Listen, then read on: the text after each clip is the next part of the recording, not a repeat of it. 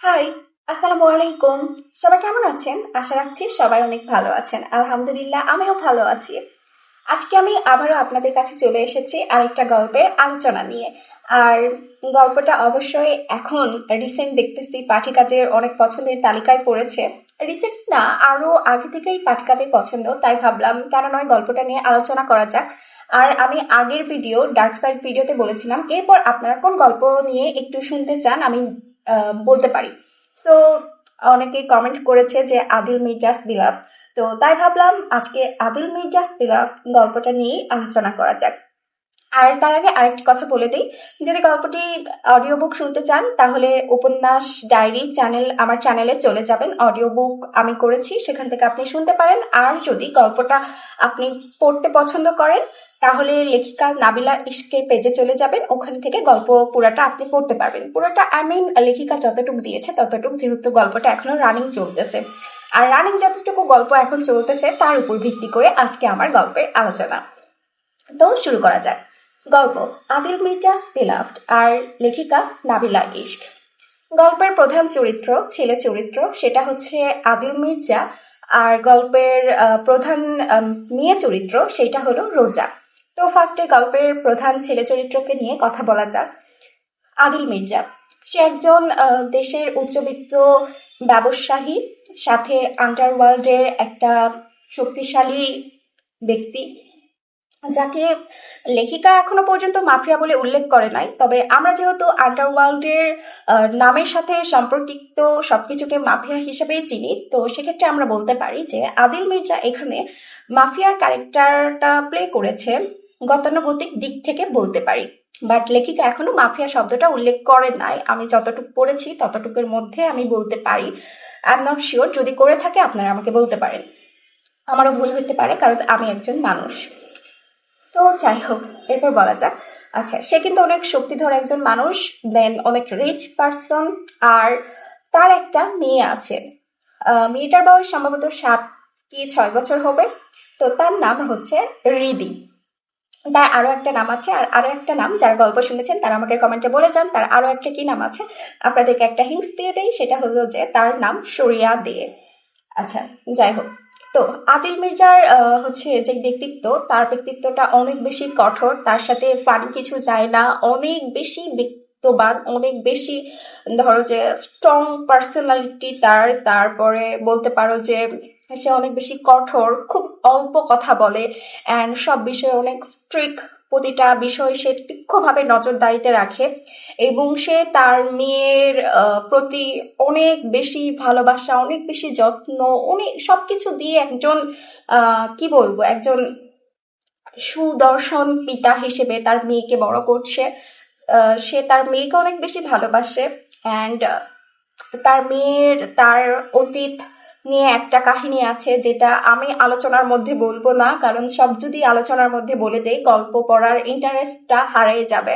So আপনারা গল্প পড়ে বিষয়টা জানবেন, আমি জাস্ট গতানুগতিক কিছু আলোচনা করছি।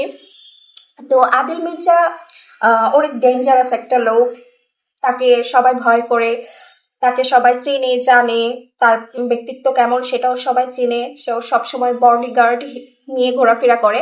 আর যারা শালীন পরিবেশে ভদ্র সমাজের মানুষ তাকে গুন্ডা হিসেবে চিনে, যেমন আদিল মির্জার বর্তমান শ্বশুর তাকে এই পরিচয়ে আগে চিনত।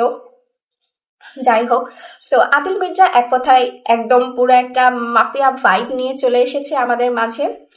আর এরপর হচ্ছে তার আরেকটা পার্সন সম্পর্কে বলি, সেটা হলো যে শান্ত, আদিল মির্জার অ্যাসিস্ট্যান্ট। আদিল মির্জার আরো একটা অ্যাসিস্ট্যান্ট আছে, তবে আমার কাছে মনে হয় যে শান্তকে অনেক বেশি হাইলাইট করা হয়েছে। তো শান্ত হচ্ছে একজন ফানিয়েস্ট পার্সন। সে আদিল মির্জার ক বললে কলকাতা অবধি বুঝে যায়। সো সে অনেক বেশি ফানি, অ্যান্ড সবকিছুতে আদিল মির্জাকে অ্যাপ্রিসিয়েট করে, তার পাশে থাকে, তার সকল কাজ করে দেয়, তার সকল কথা শোনে, তাকে অনেক বেশি রেসপেক্ট করে। অ্যাজ ইউজুয়াল একজন বড় ভাই হিসেবে তাকে অনেক বেশি মান্যগণ্য করে, তাকে অনেক বেশি সম্মান করে, শ্রদ্ধা করে। অ্যান্ড আদিল মির্জাও শান্তকে একদম ছোট ভাইয়ের মতো করে দেখেছে। অ্যান্ড আদিল মির্জা যখন 18 বছর বয়স তখন থেকে শান্ত তার কাছে ছিল, আই গেস 18। ভুল হইতে পারে হয়তোবা, আপনারা পড়লে একটু মনে রাখেন, কারণ এত এত গল্পের মাঝে সবকিছু মনে রাখা অনেক বেশি কঠিন, বিশেষ করে ডেট, সাল, নাম। সো আমি আই গেস করে বলতেছি। তো 18 বছর বয়স থেকে আদিল মির্জার সাথে থাকে। তো আদিল মির্জার জীবনের একটা পাস্ট, তারপরে আদিল মির্জার হচ্ছে বর্তমানে যা যা আদিল মির্জার সাথে ঘটতেছে, আদিল মির্জার আগে কি হয়েছে, তার সাংসারিক জীবন, তার হচ্ছে মা বাবার সাথে কি হয়েছে, সবকিছুতে মানে শান্ত ছিল। তো শান্ত তার কাছে অনেক আগে থেকে ছিল, আর আদিল মির্জাও তাকে অনেক বেশি ভালোবাসে, তাকে ছোট ভাইয়ের মতো করেই তার কাছে রেখেছে। অ্যান্ড তাদের হচ্ছে ফ্যামিলিগত একটা সুন্দর রিলেশন আছে শান্তর ফ্যামিলির সাথে আদিলের। তো শান্তর ক্যারেক্টারটা এরকম, যেটা আমার অনেক বেশি পছন্দ হয়েছে। আর শান্ত হচ্ছে আদিল মির্জার অ্যাসিস্ট্যান্ট, আই রিপিট। তো এইবার বলি আমাদের গল্পের মেইন চরিত্র রোজাকে নিয়ে। রোজা, সে কিন্তু অনেক বেশি স্ট্রং পার্সোনালিটির একজন মানুষ।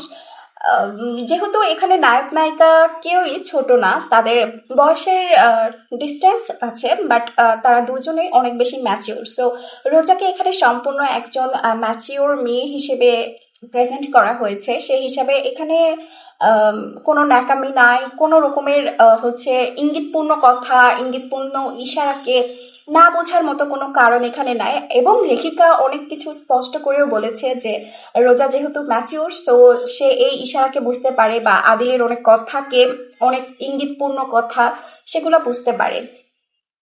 তো তাই বলা যায় যে রোজা এখানে একজন স্ট্রং ক্যারেক্টার ছিল, যে কথাগুলো ধরে, মানে এটা তারা বোঝা যায় না আর কি, তার প্রতিবাদ, তার সাহসী, তার সততা, এই সব কিছু দিয়েই বোঝা যায় যে রোজা একটা স্ট্রং ক্যারেক্টার প্লে করেছে এই পুরো গল্পের মধ্যে। আর রোজার এই স্ট্রং ক্যারেক্টারের জন্যই আদিল মির্জা দ্বিতীয়বারের মতো রোজার উপরে ক্রাশ খেয়েছে। দ্বিতীয়বার, প্রথমবার না, প্রথমবারের ক্রাশ কিন্তু আলাদা রকম করেছিল।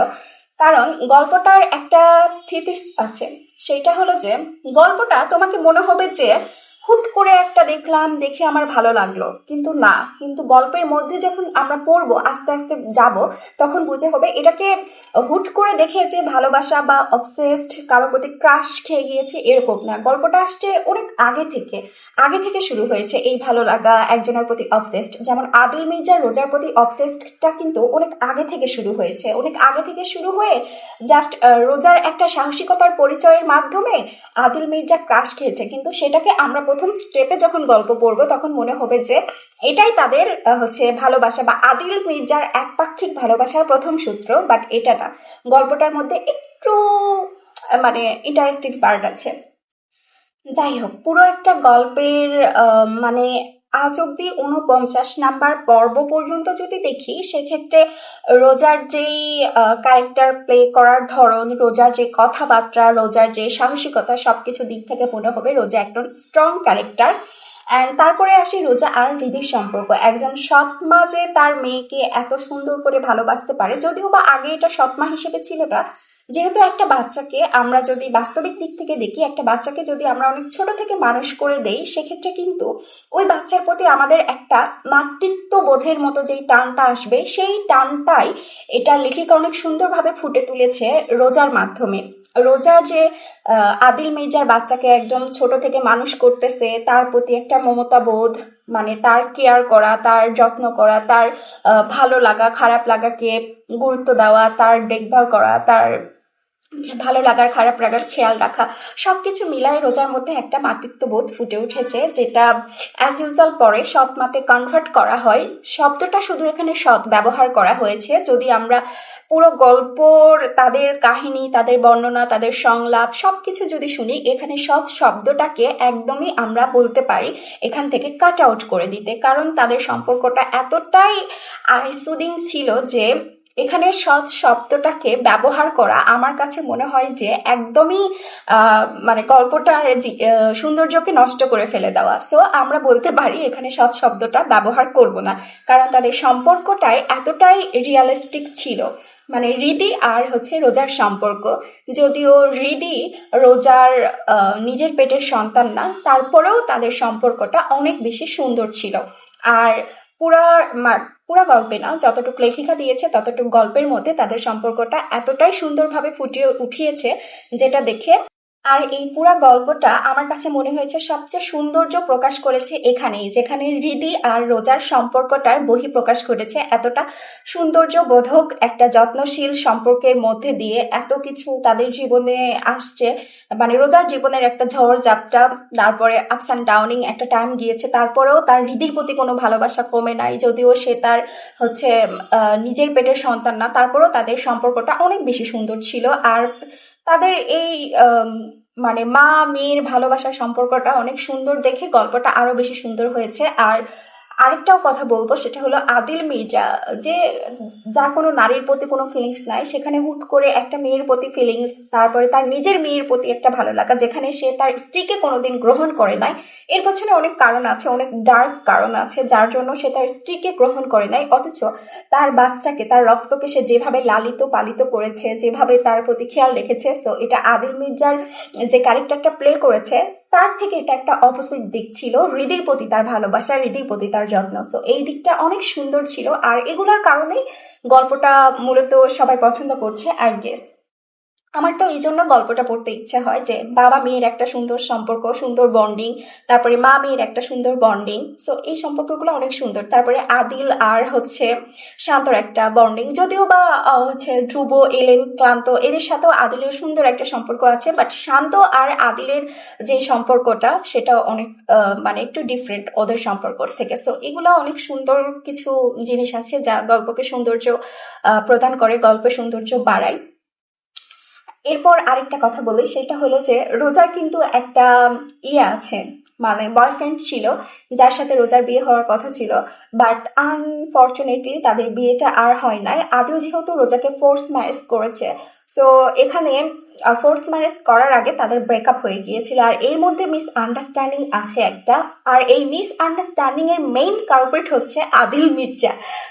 সে এটা ঘটিয়েছে আমরা বলতে পারি, কারণ ঘটনা তো ওইদিকেই গড়াইতেছে, যদিও এখনো কিছু স্পষ্ট বা ক্লিয়ারলি বলা হয় নাই, বাট কিছু কিছু সংলাপ, কিছু কিছু কথা, কিছু কিছু মানুষের আচরণ, মানে গল্পের চরিত্রের আচরণে এটা বোঝা যায় যে ঘটনার পেছনে তো আদিল মির্জার একটা হাত আছে, না হলে এত সহজে সবকিছু ঘুরতো না, এত কথা হইতো না, এত কিছু রহস্য থাকতো না। এরপর আসি আদিল মির্জার অবসেসড নিয়ে। রোজার প্রতি কিন্তু আদিল মির্জা অনেক বেশি অবসেসড। তো আদিল মির্জা যেহেতু এখনো তার ভালোবাসা প্রকাশ করে নাই, বাট তার কিছু কিছু মানে কথা আছে, সেটা দ্বারা হচ্ছে বোঝা যায় যে আদিল মির্জা অনেক বেশি অবসেসড রোজার প্রতি। আর সেটা হচ্ছে রোজা যখন থেকে জেনেছে তখন থেকে না, রোজা জানার আরো আগ থেকে, রোজার হচ্ছে যখন একটা ক্যাফেতে কাজ করতো তখন থেকে হচ্ছে আদিল মির্জা তাকে ফলো করতো। অ্যান্ড রোজা এত কিছুই জানতো না। রোজা যেটাকে বলে যে কাকতালীয় ভাবে ভাগ্যক্রমে আল্লাহ তার দিকে তাকিয়েছে, সৃষ্টিকর্তা তাকে এই অবধি নিয়ে এসেছে, অ্যাকচুয়ালি এই প্রত্যেকটার পেছনে একটা করে কারণ ছিল, সেইটা ছিল আদিল মির্জা। রোজার যে জার্নি একটা ছিল, তার একটা অনেক আপস অ্যান্ড ডাউনিং জার্নি ছিল, সেইটার পুরোটার পেছনে ছিল আদিল মির্জা, যেটা রোজা জানে না। রোজার কাছে আস্তে আস্তে এই জিনিসটা খোলাসা হতে শুরু করেছে। অ্যান্ড আদিল মির্জা রোজাকে অনেক আগে থেকে পছন্দ করে। যেই পুরুষ তার স্ত্রীর সাথে সংসার করে নাই, যেই পুরুষ তার স্ত্রীকে মেনে নেয় নাই, সেই পুরুষ রোজাকে অনেক আগে থেকে পছন্দ করে। আর তার স্ত্রীর সাথে তার সমস্যা আছে দেখে এই জিনিসটা সে মেনে নেয় নাই তখন, বাট রোজাকে তার পছন্দ অনেক আগে থেকে। আর রোজাকে একটা কথা বলেছিল যেটা আমার কাছে ভালো লেগেছিল, সেটা হলো যে রোজাকে আদিল মির্জা তার সাথে যেতে বলেছিল রোজার ব্রেকআপের পর। রোজা যখন রাস্তা দিয়ে হাঁটতেছিল বৃষ্টিতে, তখন রোজা বলেছিল যে, সরি, রোজাকে আদিল মির্জা বলেছিল তার সাথে যেতে। তখন রোজা এরকম হয়তো বা বলেছিল যে কেন যাব, কাজ করতে। তখন আদিল মির্জা বলেছিল যে কাজ করতে না, রাজ করতে চলো। সো এই কথাটা অনেক সুন্দর ছিল। হ্যাঁ, তোমাকে দিয়ে আমি কাজ করাবো না, তুমি তো রাজ করবা, রাজ আমার বুকে, আমার ম্যানশনে তুমি রাজ করবা, আদিল মির্জাকে রাজ করবা তুমি। সো এরকম একটা জিনিস বহন করেছিল, ওই জিনিসটা অনেক সুন্দর ছিল। তো এই সবকিছু মিলাই না আদিল মির্জার অবসেসড রোজার প্রতি এই জিনিসটা প্রকাশ পেয়ে যায়। আর তারপরে আসি যে আদিল মির্জা আর তার আগের বউ রিনা, তাদের মধ্যে কি কাহিনী ছিল। তার আগের বইয়ের ক্যারেক্টারটা অনেক বেশি ভালো ছিল। আমি অনেক বেশি ভালো দ্বারা এখানে অনেক বেশি খারাপকে বোঝাইতেছি। যাই হোক, যেটা আপনারা পড়লে বুঝতে পারবেন। আর তাদের হচ্ছে বিজনেস ডিলের একটা বিয়ে হয়েছিল। এখানে তাদের ভালোবাসা বা কিছুই ছিল না, ওদের একটা ডিলিং বিয়ে ছিল। আর তার আগের বউ সেই হিসেবেই মানে বিয়েটা করেছিল, but at the last time সে আদিলকে ভালোবেসে ফেলে অ্যান্ড আদিলের প্রতি তারও একটা অবসেসড কাজ করে। তবে আমরা তো দিন শেষে একটা জিনিসই দেখি, তাই না, যে গল্পের নায়ক নায়িকা মিল হবে, গল্পের হচ্ছে আহ কি বলবো থার্ড ক্যারেক্টার এরকম কেউ আসে না। সো তাদের ক্ষেত্রেও তাই হয়েছে, যেহেতু রিনা এখানে থার্ড ক্যারেক্টার হিসেবে দেখানো হয়েছে। সো আদিল মির্জা আর রোজারই বিয়েটা হয়েছিল অ্যান্ড তাদের এখন সংসার আপকামিং আসবে মেবি, আমি জানি না আপকামিং এ কি আসবে, বাট তাদের এখন একটা সুন্দর সংসার কন্টিনিউ করতেছে, যদিও বা মারামারি ঝগড়াঝাটির একটা মন কষাকষির একটা সংসার চলতেছে, বাট চলতেছে আর কি। আস্তে আস্তে হয়তো বা মানে তাদের সবকিছু ঠিক হয়ে যাবে। কিন্তু আমার রোজার জন্য একটা মানে ভয় লাগতেছে। রোজার জন্য না, অ্যাকচুয়ালি এটা আবার আদিলের জন্য ভয় লাগতেছে, কারণ আদিল যে তাকে যে উপায়ে বিয়ে করেছে, তার যে ব্রেকআপ আদিল করিয়েছে, এটার সেই রিজন এটা যদি জানতে পারে রোজা যে এই সবকিছুর পেছনে আদিল আছে, তখন যে রোজা কি রিয়াক্ট করবে একমাত্র আল্লাহই জানে। সরি, আল্লাহ না, লেখিকা ভালো জানে। লেখিকা অনেক ভালো জানে যে এরপর রোজা কি রিয়াক্ট করবে। আর এটার জন্য আমার একটু ভয় লাগতেছে, না জানি আদিলের উপর দিয়ে আবার কোন ঝড় রোজা বয়ে নিয়ে যাবে। আচ্ছা, যাই হোক, সম্পূর্ণ গল্পটা নিয়ে আমি আলোচনা করলাম, প্রত্যেকটা ক্যারেক্টারের বর্ণনা দিলাম, প্রত্যেকটা ক্যারেক্টারের কি কি কাহিনী ছিল এই সব কিছুই বললাম। আর ও, রোজার আরেকটা আফসোসের ক্যারেক্টার আছে, সেইটা হলো যে রোজার যে এক্স, সে কিন্তু রোজাকে অনেক পছন্দ করতো, সে রোজাকে অনেক ভালোবাসতো। আর আরেকটা সেইটা হলো যে রোজার এক্স জিহাদ, জিহাদ কিন্তু রোজাকে অনেক পছন্দ করতো, রোজাকে ভালোবাসতো, তার সাথে বিয়ে করার জন্য পাগল ছিল, রোজাকে বিয়ে করার জন্য ছেলেটা একদম পাগল ছিল। বাট একটা মিসআন্ডারস্ট্যান্ডিং হয়ে গিয়েছে, যার জন্য রোজা আর তার হইতে পারলো না। আর যেহেতু নায়কই আদিল মির্জা, সেহেতু রোজা তো জিহাদের হবে, এটা তো বলাই যায় না। আচ্ছা, যাই হোক, গল্পের সৌন্দর্যের জন্য বিভিন্ন ক্যারেক্টারকে বিভিন্নভাবে প্রেজেন্ট করা হয়েছে, তাদের দৃশ্যপট, তাদের সংলাপ বিভিন্নভাবে তুলে ধরা হয়েছে। সো এটা গল্পের সৌন্দর্যের জন্য এবং গল্পকে ইন্টারেস্টিং বানানোর জন্যই তুলে ধরা হয়েছে। সো আজকে এই ছিল আমাদের আদিল মির্জা নিয়ে আলোচনা। আমি জাস্ট কয়েকটা ক্যারেক্টার বললাম, মানে মেইন মেইন যে ক্যারেক্টার, তাদের বৈশিষ্ট্য, তাদের হচ্ছে কিছু কিছু সংলাপ এই একটু বললাম। আমি তো আর এত ইন ডিটেলস এত জানি না, আমি যে এতটুকু পড়ে বুঝি আমি জাস্ট ততটুকুই বলতেছি। আমি সবার প্রফেশনালদের মতো এত সুন্দর করে কথা বলতে পারি না, এত মানে কোথায় কোনো কিছু বলতে পারি না। সো আমার কাছে মনে হয়েছে যে গল্পের এতটুকু পরে আমি এতটুকু বুঝেছি, তো সেটাই আপনাদেরকে বললাম। এবং আমার কোথায় বুঝতে ভুল হয়েছে অবশ্যই আমাকে ধরিয়ে দিবেন, আমার কোথায় কোথায় ভুল হয়েছে, বা আমি তো মানুষ, আমিও তো সবার ঊর্ধ্বে না, সবকিছু তো আমার মনে থাকে না। সো আমার কোথায় ভুল হয়েছে আপনারা অবশ্যই এটা ধরিয়ে দিবেন। আর নেক্সট আপনারা কোন গল্প নিয়ে কিছু শুনতে চান সেটাও আমাকে বলবেন, আমি যথাযথ আমার চেষ্টা করব সেই গল্প নিয়ে আপনাদেরকে কিছু তথ্য দেওয়ার জন্য। মানে গল্পের ক্যারেক্টার, গল্পের সংলাপ এগুলা নিয়ে, এর বেশি আমি কিছু বলতে পারবো না। আমি এত সাহিত্যিক মানুষ না, আমি এত সাহিত্যকে বুঝি না, আমি এত সাহিত্যকে মানে মনে মনে মানে অত জোরালো ভাবে করতে পারি না। সো আমি এত সুন্দর করে প্রেজেন্ট করতে পারি না। আমার যেটুকু মনে হয়েছে, আপনারা আমার কাছ থেকে অনেক বেশি এক্সপেকটেশন রাখলেও আই এম সরি, আমি এত বেশি পারবো না। সো আমার যেটা মনে হয়েছে আমি সেটা বললাম, আমার ভুল হইলে আমাকে ধরায় দিবে। ধন্যবাদ আর সবাইকে টাটা।